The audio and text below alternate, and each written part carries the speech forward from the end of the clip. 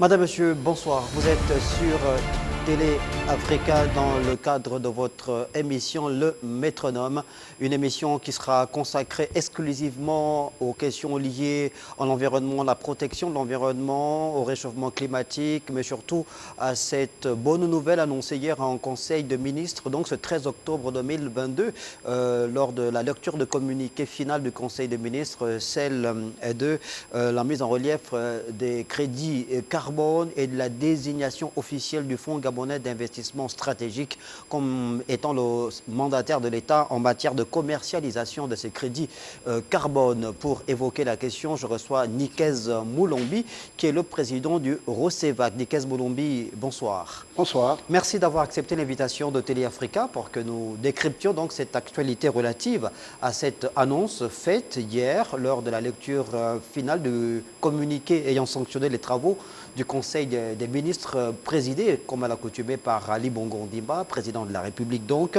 un ensemble de communication a donc été mise en relief par le porte-parole du gouvernement, notamment en ce qui concerne l'amélioration des conditions d'existence des populations gabonaises, mais aussi la prise de certains décrets. Et celui qui vous intéresse, Nikez Moulombi, parce qu'on va faire le parallèle tout à l'heure par rapport à votre présence ici, mais surtout votre communiqué de presse paru dans la soirée également d'hier, dans lequel vous êtes revenu sur la problématique de la mise en application des recommandations qui seront faites par le Fonds gabonais d'investissement stratégique dans le domaine du carbone, donc des crédits carbone. D'abord, votre réaction après ce communiqué final du Conseil des ministres, le Fonds gabonais d'investissement stratégique désigné comme étant le mandataire exclusif de l'État en matière de commercialisation de ces crédits carbone. Comment vous réagissez? D'abord, je voudrais vous remercier dans un premier temps et relever l'équivoque parce que dès l'entame de votre propos, vous avez dit que nous publions un communiqué de presse hier soir. Oui. Non, nous n'avons pas publié un communiqué de presse hier soir, nous l'avons publié hier matin, alors même que le Conseil des ministres est en train de se tenir. D'accord. Les positions doivent être claires.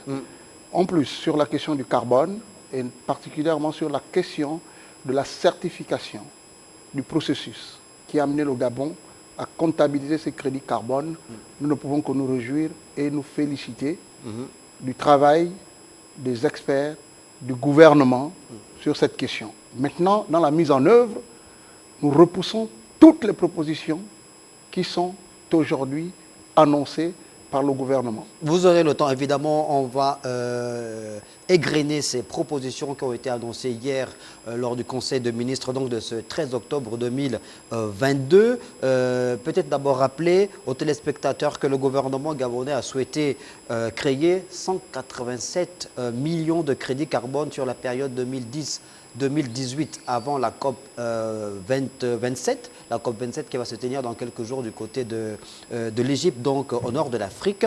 Alors, réaliste, c'est ce souhait du gouvernement gabonais de créer 187 millions de crédits carbone? Mais écoutez, dès l'entame de mon propos, je félicitais le travail du gouvernement.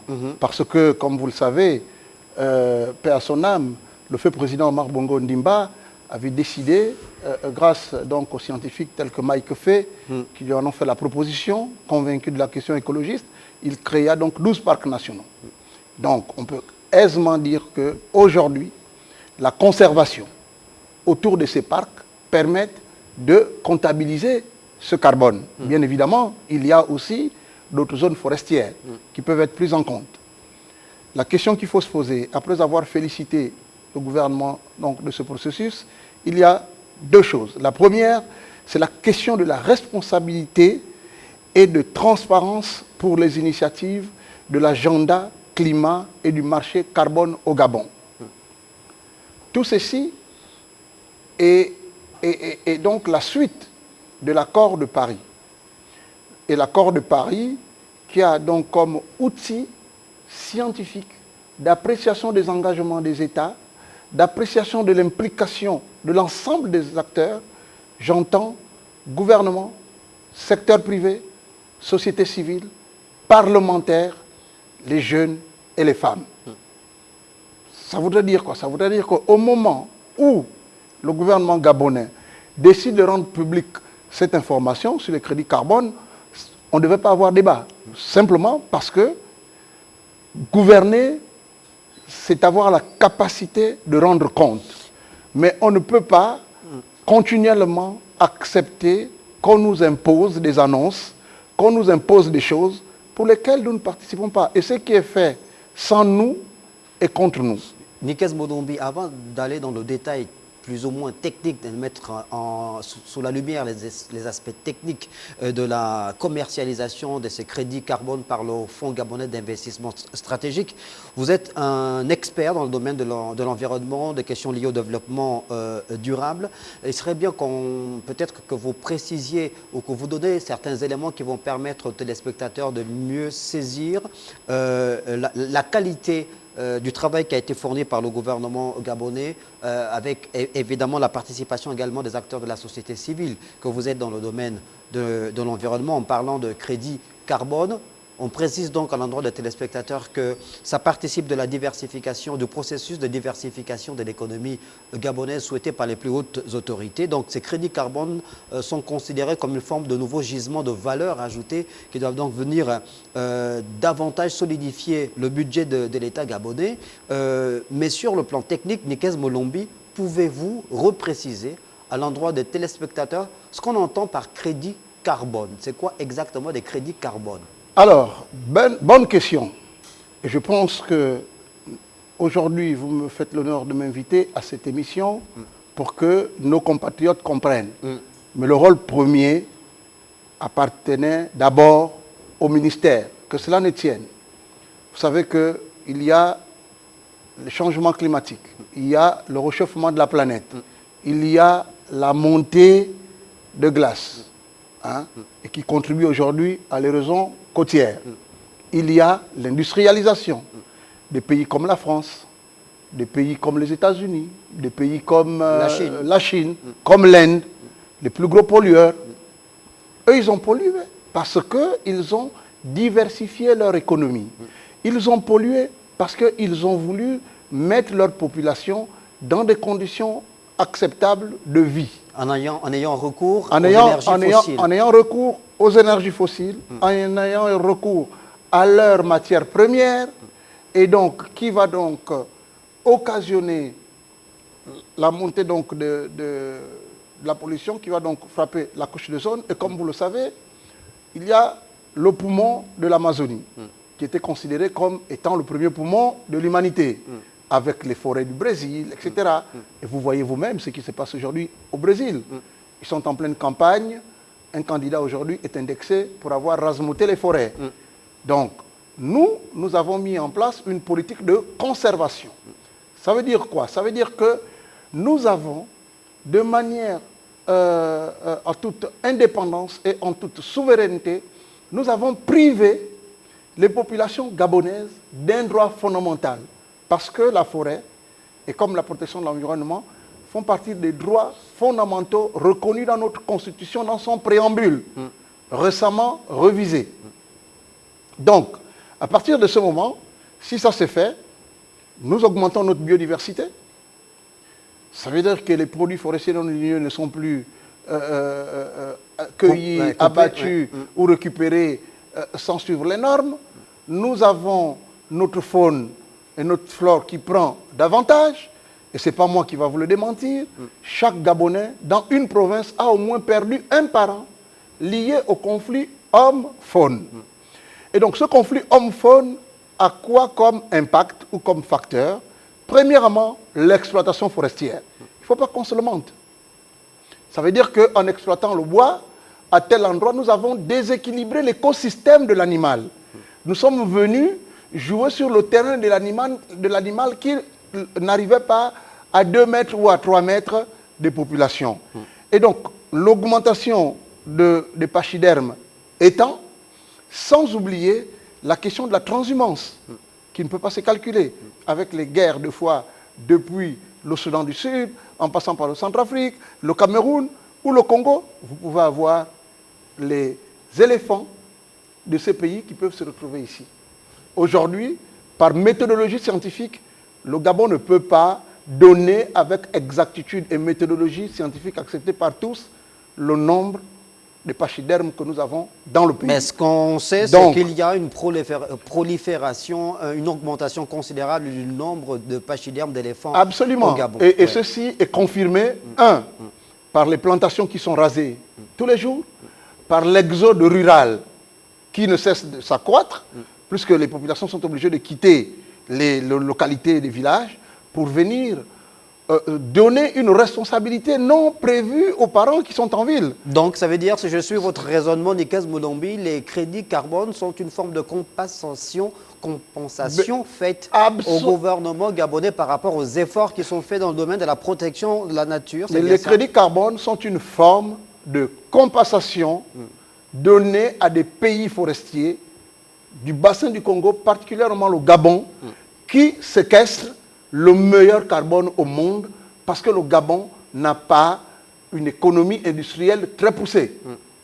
Le Gabon a su mettre en place tout un réseau de parcs nationaux, a su mettre en place toute une batterie législative, a su mettre en place tous ces mécanismes.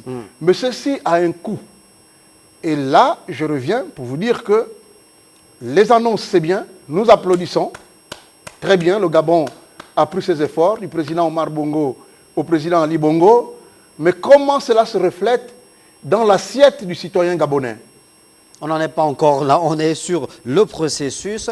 Et c'est ça le processus. Oui, mais celui relatif donc à la désignation du Fonds gabonais d'investissement. Alors, à la désignation du Fonds gabonais, comme étant donc l'organe habilité à être le mandataire de l'État en matière de commercialisation de ces crédits carbone sur les marchés. Et c'est là où vous estimez qu'il y a un bémol, c'est lequel? Alors, le premier bémol, c'est que le Fonds gabonais d'investissement, qui, elle, est une entité public, certes, à qui le gouvernement décide de donner la gestion de la vente de crédits carbone, auquel l'ensemble des acteurs ne se sont même pas mis autour d'une table. Quelle va être la définition des acteurs faisant partie? Vous savez, la question climatique, la question du carbone, je ne l'invente pas et je parle devant les sachants, c'est-à-dire et ceux du ministère de l'Environnement, et d'autres scientifiques qui peuvent et qui veulent s'intéresser à cette question, auxquels j'invite parce que, permettez, les scientifiques sont absents. Je dis simplement que l'accord de Paris, qui confère tout un dispositif normatif à la mise en place des structures qui doivent gérer la question du carbone, sont connus. Le Gabon est souverain. Le Gabon peut vous dire, c'est vrai, j'ai l'accord de Paris qui est ici, qui donne un certain nombre de principes. Moi, j'ai déjà une structure qui a des capacités, etc. Je ne sais pas si nous pouvons aujourd'hui citer les prouesses et les réussites du Fonds stratégique d'investissement. Nikes Moudombi, vous allez nous dire, je n'en fais pas ici on va essayer le procès. D'égrener. Je n'en fais pas ici le procès du Fonds gabonais d'investissement. C'est une structure gabonaise. Allons-y. On va essayer d'égrener les différents points qui ont été rendus publics par le Conseil des ministres en ce qui concerne justement les missions désormais assignées au Fonds gabonais d'investissement stratégique dans le domaine de la commercialisation de ces crédits carbone. Il y a la négociation et le fait de conclure les prix de vente des crédits carbone conformément aux règles et pratiques en vigueur. Oui. Ça vous va? Non. Pourquoi? Je suis désolé. C'est un bien public. Qu'on arrête de penser que dans ce pays, c'est un membre du gouvernement qui peut décider et proposer au Conseil des ministres. Un chef d'État reçoit des informations qui doivent lui être certifiées. Et je vous ai dit que la certification du travail scientifique en est une autre chose. La fixation du prix du crédit carbone, c'est le pétrole de demain. Vous savez, nous avons eu le syndrome hollandais. Et nous savons ce que le pétrole a causé comme dégâts dans ce pays où le Gabon n'a pas su davantage tirer profit. Je ne voudrais pas dire que nous n'avons pas reçu de l'argent et que nous avons peut-être fait de la bonne gouvernance. Mais ça n'est un autre débat. Aujourd'hui, si le prix doit être fixé, je suis désolé Et je suis orgueilleux de vous dire que ça doit se faire comme dans d'autres pays. Nous devons avoir un débat national. Et le Alors, débat national doit se justement, faire autour des parlementaires. Mais le problème, c'est qu'on a l'impression que vous agitez déjà le chiffon rouge, alors même que lorsqu'on lit, on va les relire à nouveau, ces missions qui sont assignées au Fonds gabonais d'investissement stratégique dans le domaine de la commercialisation des crédits carbone, il y a par exemple le fait de pourvoir à l'exécution des conventions résultant de ces négociations, de constituer un portefeuille documentaire à l'exercice de sa mission, mais surtout, ce qui devrait vous intéresser, vous, de recourir à toute expertise requise, donc recourir à toute expertise requise, de mettre en place toute structure d'appui à l'exercice de sa mission. Pourquoi vous pensez que les acteurs de la société civile que vous êtes, les experts que vous êtes, pourquoi vous pensez que vous êtes déjà exclus alors que le gouvernement, à travers le communiqué final du Conseil des ministres, dit bien que le Fonds gabonais d'investissement stratégique devrait pouvoir recourir à une expertise? On peut vous solliciter. Vous savez, c'est là Ange Pambo. Nul n'est prophète chez soi. Rassurez-vous, je suis sollicité, et très bien sollicité, dans pas mal de pays.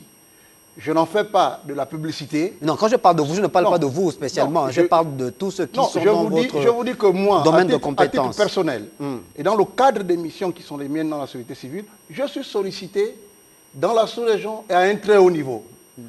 Le ministre en charge de l'environnement le sait. Et vous êtes le président du ROSEVAC, c'est pas pour rien. Je suis le président du ROSEVAC. Voilà. Le ministre en charge de l'environnement le sait.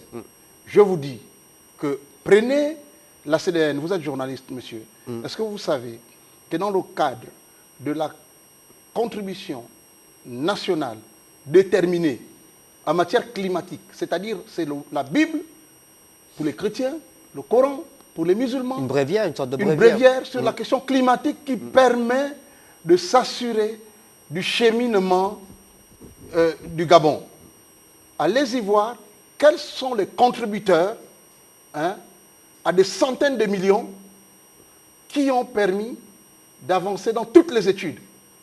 Ce sont les universités internationales, ce sont les cabinets d'études extérieurs.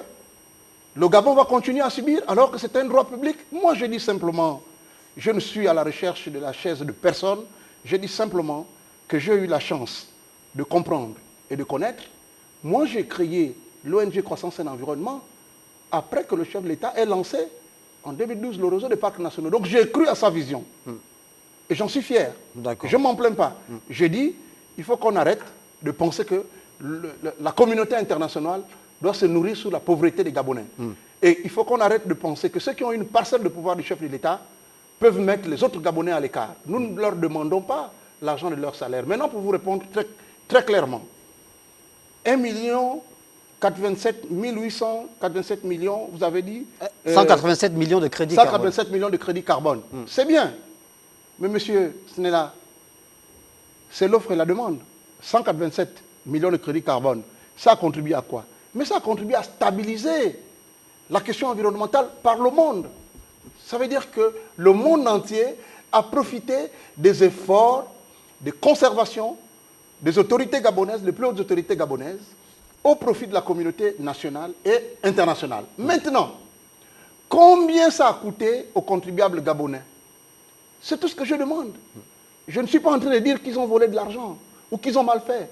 Ça a coûté combien? Et ce que je demande, ça s'est fait dans tous les pays. Partout. Ça s'est fait partout dans tous les pays.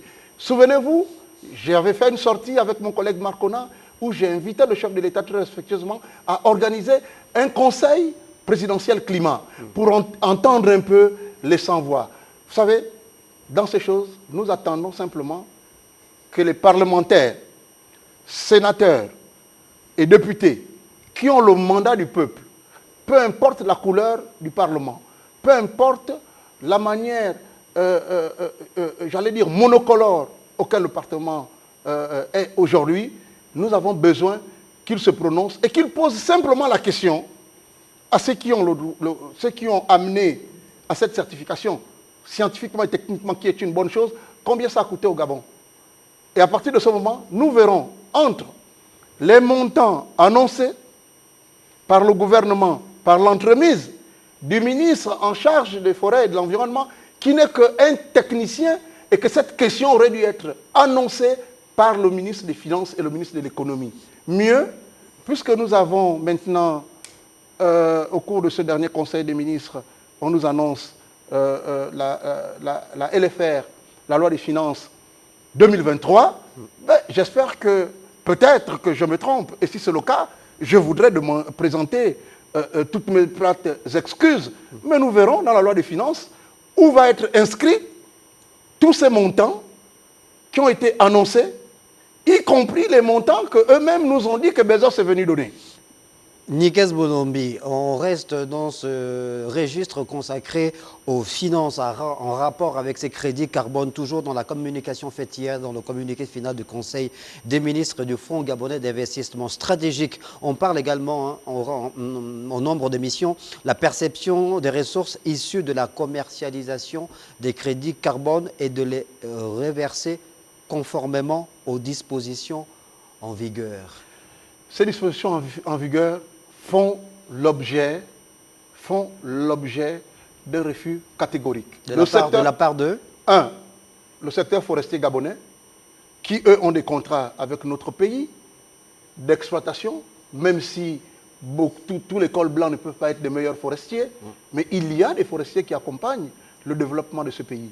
Je ne veux pas être leur avocat, mais quand nous nous lançons dans des choses qui impliquent l'ensemble des acteurs, nous les associons. On ne peut pas, le Gabon ne peut pas se tailler toute la part pour vendre le crédit carbone à lui seul, pour mettre en œuvre cette stratégie à lui seul, alors que vous pourriez, dans la zone où vous êtes, monter des plantations qui pourront être éligibles à ce crédit carbone en suivant justement tout ce processus.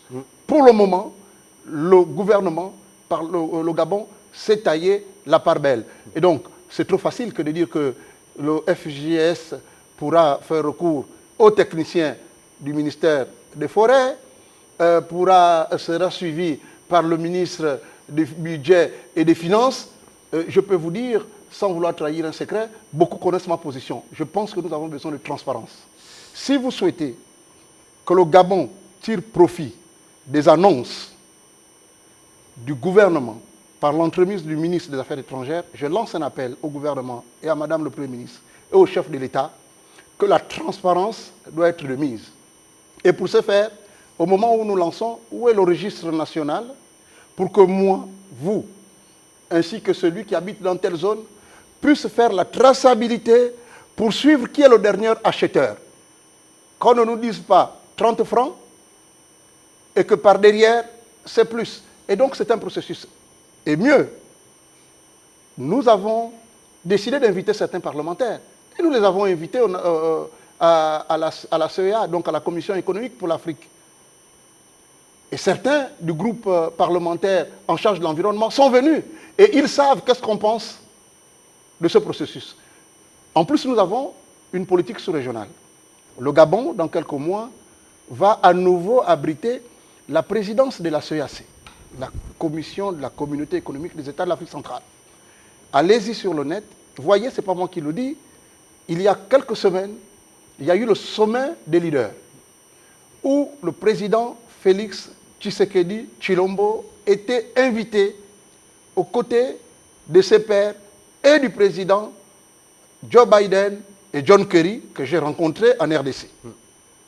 Le président Tshisekedi estime, après avoir écouté la voix des pays, de la société civile, des populations, des peuples autochtones, qu'il faut un carbone équitable à $100. Nous sortons de Glasgow. Glasgow, au cours de discussions, nous étions sur ces coups. Donc, il n'y a pas de précipitation pour le Gabon à annoncer $30 alors que nous allons à une COP africaine, alors que la sous-région vient de valider une position commune des pays, des 16 pays de la CEAC, où la question de la revalorisation du carbone a été mise au centre. Et je me réjouis, moi j'ai animé un débat avec la ministre du Congo, sans citer la télévision sur France 24 à Paris, où nous évoquons déjà cette question. Et aujourd'hui, ça a été porté par les chefs d'État. L'inquiétude de Nikes Moulombi, vous, en tant que président du ROCEVAC, c'est que vous avez l'impression que le Gabon est en train de brader tous les efforts qui sont mis en relief depuis plus d'une vingtaine d'années maintenant en matière de conservation ou de protection de la nature, c'est bien ça? Très bien. Et je voudrais vous remercier parce que vous avez sorti le mot. Vous savez, je ne suis pas économiste. Non, mais c'est ça que vous êtes en train de dire. Non, mais je vous le dis. J'ai mieux expliqué simplement. Monsieur, c'est ce que vous aviez dit. Non, monsieur Moulombi, en tant que Gabonais... Moi, je suis journaliste. J'ai l'obligation aussi d'être direct. Non, monsieur Moulombi est un homme qui s'assume. Oui, bien sûr. Non, c'est un homme qui s'assume. Mais c'est ce que vous êtes en train de dire, que le gouvernement est en train de brader. Permettez, dans cette même télévision, peut-être pas dans le même studio... C'est le même. Dans le même studio, oui. J'ai dénoncé la mauvaise gouvernance du groupe Veolia. C'est le président Omar Bongo. J'ai failli perdre ma vie et c'est le président qui m'a sauvé. Aujourd'hui, Veolia n'est plus au Gabon. Le Gabon vit de pollution. Je fais l'économie et je reviens sur ça. Donc c'est pour vous dire que quand je prends un dossier, je vais jusqu'au bout. Je ne suis pas en train de rentrer dans un jeu politique. Je rentre dans un jeu de l'économie de développement. Et je vous dis que le carbone remplacera le pétrole. Et je félicite le ministre Lee White qui lui-même l'a dit dans le tweet qui a été fait et que j'ai eu. Donc, je vous dis clairement que c'est inadmissible, c'est du bradage. Et je l'ai dit à la Norvège, qui a commencé à payer les crédits carbone, qui a commencé à donner de l'argent au Gabon, où la société civile n'est pas impliquée.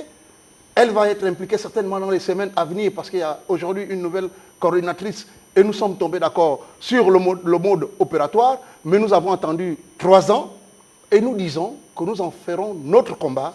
Et ce ne serait plus le combat de Nikes Moulombi au Gabon, ce serait le combat des panafricanistes parce que nous pensons que nos pays, et là je ne parle pas que du Gabon, voyez la balance de paiement et voyez l'endettement, la dette des pays de la CEMAC, elle est excessivement élevée, mais ces crédits carbone peuvent régler toutes ces questions. Ces crédits carbone peuvent améliorer la vie des populations auxquelles le gouvernement lui-même a reconnu. On va y arriver, Nikes Moulombi. Oui, c'est le bradage du carbone gabonais qui est le meilleur au monde.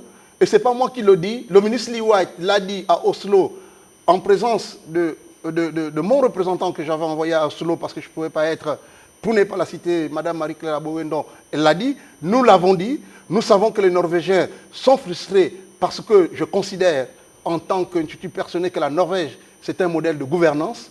Et c'est un modèle de transparence. Ils ne peuvent pas venir recoloniser les Africains et les Gabonais avec des prix qui passent de 5 à 30 $. Alors, ce que nous souhaitons simplement, pour donner raison au gouvernement, qu'on nous dise, depuis que nous avons créé les parcs nationaux et depuis que nous avons lancé cette politique qui aujourd'hui nous a permis de certifier la comptabilité de ces crédits carbone, combien le contribuable gabonais a payé, ça a coûté combien, et qu'on fasse l'addition avec ce qui reste. Et le couvert forestier que nous avons, à supposer si vous plantez, je ne sais pas moi, de la banane, vous plantez d'autres choses, vous plantez des arbres fruitiers, est-ce qu'on gagnera? Non, faisons le débat sans trop de passion, mais dans l'intérêt. Ce qui vous interpelle, vous, en tant qu'acteur majeur de la société civile aujourd'hui au Gabon, c'est qu'on est tous convaincus, évidemment, que la forêt, c'est ce qu'on appelle aujourd'hui l'or vert.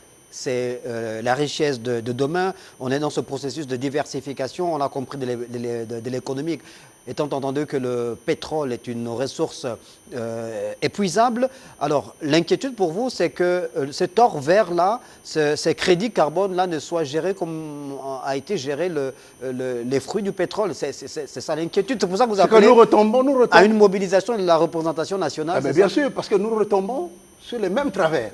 Ça veut dire que nous n'avons pas tiré les leçons de l'or gris et nous retombons sur les mêmes travers. Et donc nous demandons simplement une responsabilité et une transparence pour les initiatives sur le climat et le crédit carbone. Parce que, imaginez-vous, aujourd'hui, pour ne pas les citer, les procès d'intention que subit aujourd'hui la République démocratique du Congo sur l'exploitation de ces puits de pétrole, en lançant un appel d'offres international sur les blocs, vous savez qui s'élève aujourd'hui? C'est la communauté internationale. En tête desquelles? Les ONG. Les ONG qui veulent demander, poussés par leurs États, demander à la RDC, qui contribue à l'équilibre de la couche d'ozone par ces forêts. Et aujourd'hui, nous sommes en phase de devenir le premier poumon de l'humanité. Les forêts amazoniques sont très courtes. Le bassin du Congo. Nos forêts sont assez grandes et nous capturons mieux que nous émettons. Et mieux, on demande au Congo de ne pas le faire. Mais on veut nous faire perdre aussi de la souveraineté. Sauf que nous comptabilisons ça en termes de crédit carbone, mais on ne nous dit pas quelles sont les ressources qu'il y a dans les sous-sols et quel va être le statut de ces ressources. Est-ce que c'est celui qui viendra payer de manière bradée et dévaluée qui va se jurer de ça et que demain, quand on voudra exploiter, on viendra nous créer une guerre? Vous savez, à l'est du Congo, il y a des endroits où depuis 20 ans, il y a la guerre. Mais il y a des opérateurs privés, des occidentaux, qui tirent profit. Qui prolifèrent, oui. Qui prolifèrent. Omboué, Ndougou, Gamba, c'est de la pollution. Le chef de l'État a demandé au gouvernement de régler la question de la pollution. Personne ne bouge le doigt. Vous pensez que ça nous fait plaisir d'être Gabonais et de suivre sur France 24, recevoir une leçon de morale de France 24 montrant les pollutions qu'il y a dans le pays? Donc nous avons besoin d'avoir et j'insiste, donc une étude sur coût-bénéfice. 2, nous avons besoin d'avoir, tel que le recommande l'accord de Paris, ce n'est pas Nikes Moulombi qui fait des inventions. Et ce pays est bien parce qu'au moins, les personnes font des efforts quand ils veulent bousiller leurs compatriotes. Donc ils peuvent aller lire au moins pour tenter de me bousiller, mais ils ne trouveront pas la moindre faille. C'est l'accord de Paris qui le dit. On doit nous présenter quels sont les partages et comment cela va impacter la vie des populations qui vivent autour. Vous savez, le crédit carbone, c'est du virtuel. Encore que le pétrole, vous verrez les engins, les grues, machin, mais vous ne le saurez pas. Et donc, même quand on vous le dit que c'est 1 million, etc., sommes-nous? Quelle est la méthodologie? Ça a été certifié? Alors, combien de citoyens ont été impliqués? Cette certification, l'émission assignée au Fonds gabonais d'investissement stratégique, évidemment, donne aujourd'hui la marge de manœuvre ou la latitude au FGIS de pouvoir solliciter, je l'avais déjà dit, l'expertise. Ça peut être une expertise internationale ou même locale. Mais vous estimez qu'il faut aller plus loin, c'est-à-dire qu'aller au-delà de la simple sollicitation de l'expertise, il faut nécessairement... Il faut aller au-delà. Il faut légiférer. Il faut légiférer. 2, il ne faut pas réinventer la roue. Vous savez, c'est des questions tellement difficiles, complexes, techniques, qu'un vendeur d'illusions pourrait mettre tout un peuple en déroute. Ça, c'est comme de la pollution. Je considère qu'une pollution dans un pays, dans un écosystème, peut être considéré comme l'évasion d'une armée extérieure contre son peuple. C'est le moment de demander simplement de la transparence comme ça se fait ailleurs. Simplement de la transparence. Alors, pourquoi vous avez un doute aussi prononcé sur la volonté affichée par le gouvernement, sachant que c'est le même gouvernement, je pense, qui a acté le retour de Gabon au sein de l'ITI pour les questions de transparence. On ne peut pas être revenu au sein de cet organisme international-là qui promeut la transparence et puis refuser de faire la transparence en ce qui concerne la commercialisation des crédits carbone. Ok. Monsieur, merci. Vous savez, quand le Gabon a été renvoyé de l'initiative pour non-publication des rapports, alors même que nos collègues de la société civile étaient membres du comité de pilotage et ont failli à leur mission parce qu'ils n'ont jamais démissionné, parce qu'ils n'ont jamais rappelé au gouvernement ce que le gouvernement devait faire. Et donc, ils ont failli. Et je salue tout le travail, pour ne pas citer les contemporains, que le ministre Imongo a réalisé pour ramener le Gabon, qui est aujourd'hui mis en œuvre par le ministre Roboti. Vous parlez de Haïti, moi je ne suis pas venu ici pour parler de Haïti. Non, mais vous parlez de transparence. Mais je vous dis, j'essaie de faire un parallèle. Et vous me donnez l'opportunité de rebondir. Oui. Si vous parlez de Haïti, j'ai adressé plusieurs correspondances au chef de l'État pour dire que le Gabon ne pourra pas être à l'heure du rendez-vous du rapport. Pourquoi? Mais parce que simplement, même le secteur privé, le secteur de l'administration ne s'implique pas dans le travail qu'il faut faire. Moi, j'ai un représentant au groupe d'intérêt. Quand je dis moi, c'est-à-dire la société civile, faisant partie de notre organisation. Je voudrais vous faire l'économie de tous les contemporains que j'essaye de sensibiliser pour dire, mais vous avez la chance d'être aux côtés du président. Voici, ça ne va pas, ça ne va pas. Je vous dis que nous ne serons pas au rendez-vous parce que on avait pensé faire quelque chose de bien. Une fois de plus, certains fonctionnaires, revêtus de leur pouvoir, pensent qu'ils peuvent décider et ils peuvent avoir leur agenda et non l'agenda de la République. Et nous avons besoin de moraliser encore certains de nos compatriotes. Ils peuvent m'écouter. Allez-y, faites une émission. Allez-y enregistrer le secrétaire permanent de ITI. Allez-y enregistrer la présidente de l'ITI. Posez-vous des questions. Pourquoi c'est un secteur privé motivé qui est obligé d'inviter alors que c'est prévu, les budgets sont là? Alors, c'est bien que de faire des annonces, c'est une autre chose d'être dans l'action. Aujourd'hui, le Gabon a besoin d'être dans l'action. Vous savez, 147 millions de crédits, on applaudit. C'est bien, le ministre, c'est un bon scientifique, on applaudit. C'est bien, allons-y sur le terrain. Alors, donc, le Gabon, nous demandons simplement une transparence. Nous demandons simplement aux parlementaires qui ont le mandat du peuple de se prononcer parce qu'il va de la génération, il va de la responsabilité citoyenne et historique des générations actuelles et futures. Alors, quand chacun sera jugé. Quand vous demandez au Parlement, à la représentation nationale de se prononcer, est-ce que vous pensez aux simples auditions qui sont souvent faites aux membres du gouvernement, c'est-à-dire que le Parlement va convoquer pour audition le ministre des Eaux et Forêts, le ministre de l'Économie pour se prononcer justement sur ces questions? Et le ministre du Budget. Et le ministre du Budget, vous voyez plus loin. Mais nous voyons plus loin. Et c'est quoi? Mais à la fin, c'est déjà le début d'un débat national. C'est notre Parlement. Sous quelle forme il sera organisé ce débat national-là? Vous savez, les institutions sont une et indivisibles. Peu importe la manière dont elles se présentent, qu'elles soient monocolores ou pas, si nous avons accepté tous que nous avons un Parlement, que nous avons un Sénat, malheureusement, ce sont nos représentants. Il n'y a plus la couleur du parti, il y a la couleur du citoyen. Mais le débat national sollicité par Nikes Moulombi, c'est un grand conclave. Le débat national sollicité par Nikes Moulombi, il faudrait que les ministres concernés ouvrent le débat avec l'ensemble des acteurs. Le secteur privé, la société civile, les banques. Mais je vous dis que c'est une nouvelle... Est-ce que vous vous rendez compte que nous sommes en train de dessiner une nouvelle économie? L'économie verte, oui. Une nouvelle économie mondiale. Oui. Et je vais vous donner un exemple. Aujourd'hui, est-ce que vous savez qu'avec la guerre en Ukraine, c'est le bassin du Congo qui contribue à près de 75% de l'équilibre de la couche d'ozone?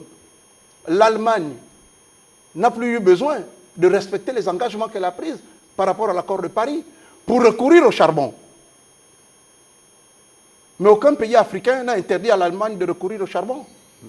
Mais demain, quand le président de la République, pour régler éventuellement une question spécifique dans une zone, décidera d'exploiter cette ressource, on la fulminera de tous les noms, il sera insulté de partout, et les compatriotes ne comprendront pas, et comme tout le monde court au pouvoir et à la chaise présidentielle, seront contents, mais en réalité, nous sommes devant des enjeux géostratégiques et économiques.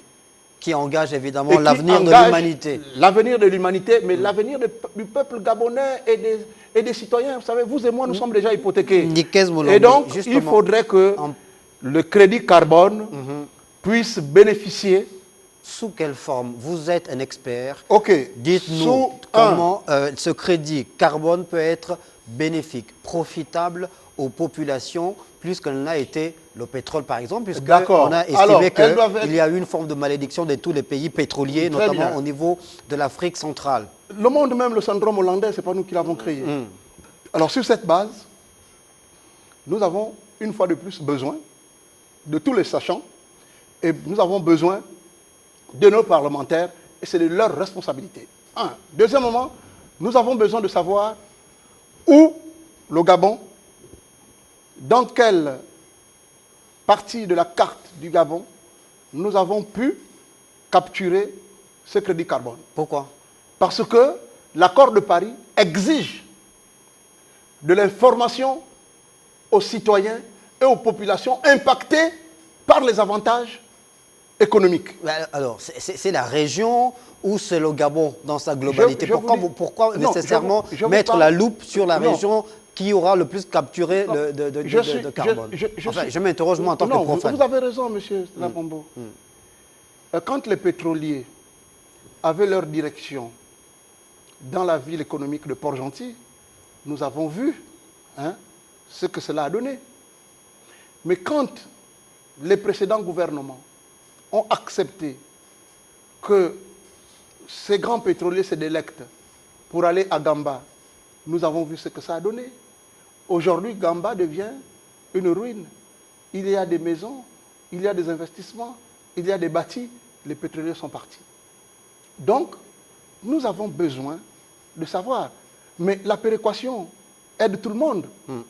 Quand on fait de la péréquation sur le pétrole, ou quand l'État décide de baisser les prix de première nécessité et que ça bénéficie à tout le monde, mais il y a des régions qui n'ont pas du pétrole, il y a des régions qui n'ont pas l'uranium, il y a des régions qui n'ont pas le manganèse, bien sûr. Il y a des régions qui n'ont pas le bois, mais chaque Gabonais jouit de cette redistribution.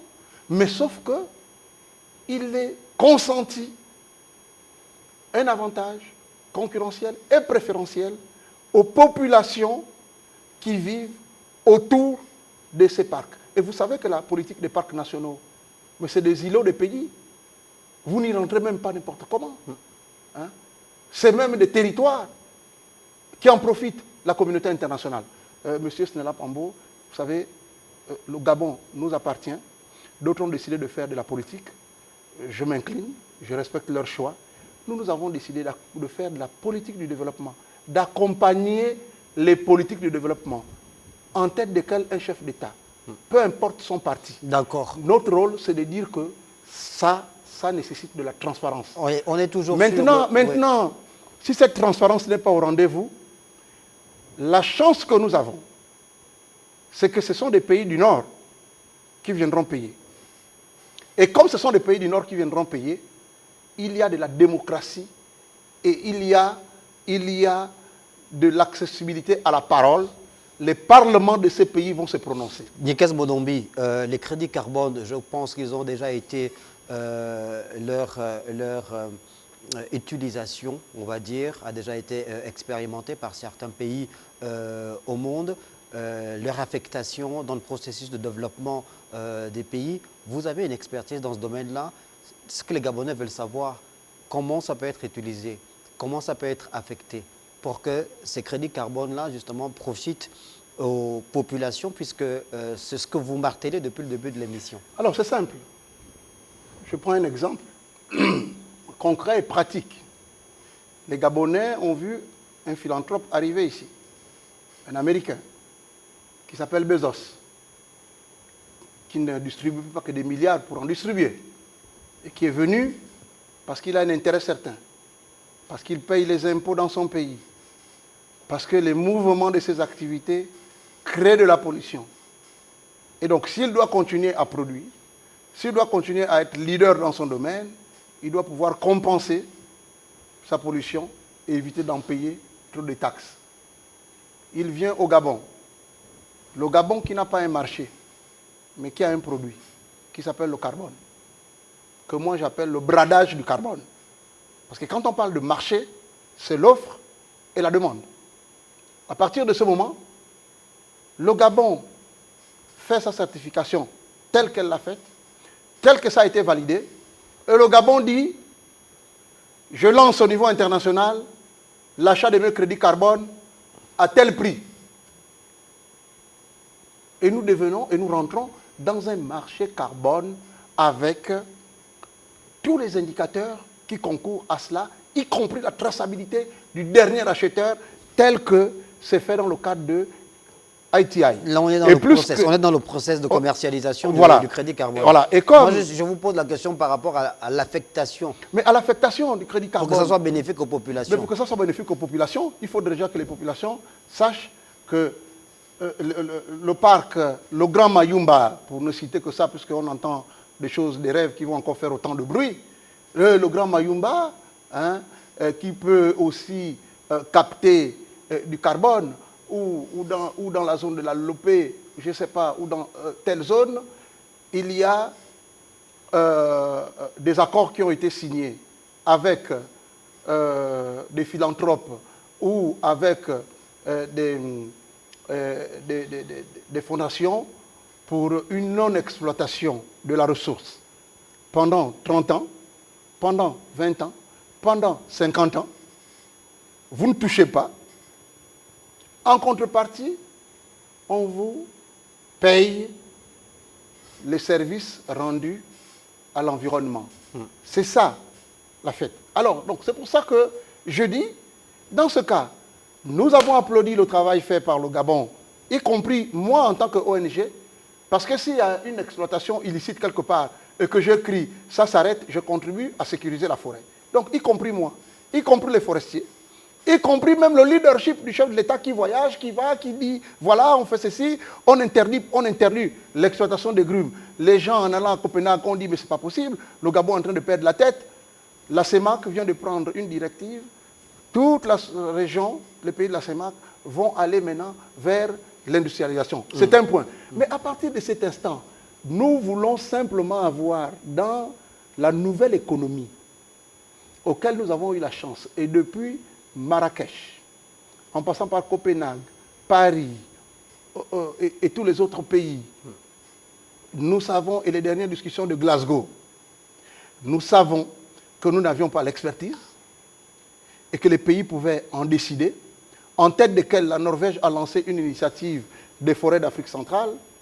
Regardons la supercherie, initiative des forêts d'Afrique centrale, mais qui ne bénéficie que à 3 pays. Mais au bénéfice de ces 3 pays, nous parlons d'initiative des forêts d'Afrique centrale. Nous avons vendu le crédit carbone entre 5 et 10 $. Aujourd'hui, le Gabon a la chance d'arriver à ce montant après avoir fait cette certification. Glasgow nous a dit que nous pouvons aller jusqu'à 30 $. Dans quelques semaines, nous allons nous retrouver à Salmacheq, en Égypte, qui est la COP africaine, la COP 27, où le chef de l'État, le président en exercice de la CEAC, le président Tshisekedi, fait un plaidoyer à la suite du plaidoyer de tous les acteurs pour dire qu'il faut un carbone à 100 $. Et l'envoyé spécial du président, le président américain, est venu en RDC pour la pré-COP dire c'est possible, nous allons voir. Et donc il va y avoir des annonces. Alors je dis simplement que nous ne sommes pas devant un produit périssable. Et si nous ne sommes pas devant un produit périssable, c'est bien que la communauté internationale ait validé le processus. Il est là. On ne le touche pas. Et nous attendons l'augmentation pour accéder ou au 100 ou moins, mais pas 30 quand nous avons commencé déjà à donner 5 $. Nikez Molombi, les crédits carbone, une véritable bouée de sauvetage pour l'économie gabonaise, on l'a dit, nouveau gisement de valeur ajoutée, société civile que vous représentez, expert dans le domaine de l'environnement, vous estimez que ces crédits carbone-là sont une sorte de je ne veux pas dire panacée, mais une solution quand même au problème du conflit homme-faune, sachant évidemment que ces populations qui sont victimes des pachydermes, donc des éléphants, voient souvent leur plantation complètement détruite. Et on pourrait, à partir de ces crédits carbone-là, faire en sorte que tous ceux qui sont impactés négativement par le conflit puissent, sous des formes différentes, être pris en charge sur l'étendue du territoire. Mais merci, M. Snella Pambo. Dans votre interrogation, vous apportez une réponse. C'est ça ma première préoccupation. Le Gabon, le Gabonais, qu'on a déstructuré, parce que nous avons accepté tous d'aller vers une politique de conservation, ce qui n'est pas une mauvaise chose. L'handicap et le gap, c'est que de cette politique de conservation, nous n'avons pas développé le tourisme communautaire. Ça veut dire qu'il faut aller au-delà de la construction des barrières électriques qui font fuir les éléphants. Il faut pouvoir affecter des ressources à ces régions-là, mais les barrières électriques ne sont ces populations-là. Les barrières électriques ne sont qu'une solution au conflit homme-faune. Et donc, allons-y déjà aux solutions de compensation. Il y a eu un travail que le Conseil économique, social et environnemental, dans le cadre de ses missions... Donc vous êtes le vice-président? Le deuxième vice-président a réalisé, en faisant le tour des provinces. Ce travail a été consolidé par le rapport du gouvernement. Le gouvernement sait et a annoncé, en donnant même un chiffre, près de 2 milliards, pour payer les compensations des populations affectées par le conflit homme-faune. Aucun COPEC n'est sorti. Alors que nos parents nous payent les études avec, nos parents nous payent l'hôpital avec, nos parents nous nourrissent avec. Est-ce que nous allons faire de la conservation pour la conservation au profit de la communauté internationale parce qu'ils peuvent venir en hélico, ils arrivent, ils connaissent le ministre, ils connaissent le chef de l'État, ils prennent l'hélico, ils vont à Omboué, et puis c'est bon, ils repartent, et on continue à trinquer. Vous savez, la semaine dernière, vous savez combien d'accidents qu'il y a eu sur le réseau routier entre Oyem et Libreville? Les véhicules de régime de banane, totalement à terre, l'argent de crédit carbone peut servir à améliorer le réseau routier gabonais. Et donc, avant de mettre un terme je dis simplement que nous sommes devant une nouvelle économie. 2 minutes. Très bien. Quelle peut être votre conclusion en rapport avec cette annonce faite lors du Conseil des ministres du 13 octobre dernier, la responsabilité du Fonds gabonais d'investissement stratégique comme étant l'entité, l'outil désigné par l'État pour être le mandataire de l'État dans la commercialisation des crédits carbone, la COP27 qui se profile à l'horizon. Quelle est votre conclusion? Écoutez, ma conclusion, c'est déjà de dire à la communauté internationale qu'ils ont eu la preuve des efforts du Gabon par la certification de ces crédits carbone dans le processus du secrétariat pour le changement climatique. Donc, il n'y a pas de doute, tout ce qui a été mis en œuvre a été vérifié, a été certifié. Au même titre que le président Antoine Tshisekedi, nous pensons qu'il y a une injustice climatique. Au moment où certains pays, pour ne pas les citer, comme l'Allemagne, qui repart au charbon, avec la guerre en Ukraine, comme bien d'autres pays vont pouvoir repartir, nous disons simplement que nos États ont le droit, de manière souveraine, à exploiter leurs ressources naturelles en mettant de la transparence, en mettant de la gouvernance et en impliquant l'ensemble des acteurs. J'invite le Parlement gabonais à se saisir de cette question, en invitant les ministres en charge de cette question, les ministres de l'économie et des finances et des budgets et les ministres en charge de la forêt. FIGES n'est que le gérant et celui qui doit négocier. L'expertise, il en existe. Voilà. Nul ne prophète chez soi, nous sommes appelés ailleurs et nous sommes heureux de travailler, mais nous n'accepterons pas que le Gabonais qui n'a pas suffisamment tiré profit du pétrole, où aujourd'hui nous sommes encore insultés par ceux qui ont même favorisé la corruption dans ce pays, que la question de crédit carbone profite à la communauté internationale sur la pauvreté des Gabonais. Merci. Je vous remercie. Merci Nikez Moulombi. Je rappelle que vous êtes le président du ROCEVA, qui est donc le réseau des organisations, des acteurs de la société civile au niveau de l'Afrique centrale, en même temps pour l'économie verte. Pour l'économie verte, en même temps deuxième vice-président au Conseil économique et social et environnemental. Merci d'avoir accepté l'invitation de Télé Africa pour que nous décryptions cette actualité relative donc à l'annonce faite par le gouvernement, celle relative à la désignation du Fonds gabonais d'investissement stratégique comme étant le mandataire de l'État dans la commercialisation des crédits carbone dans le monde. Merci de nous avoir regardés et rendez-vous lundi prochain pour un nouveau numéro de votre émission Le Métronome.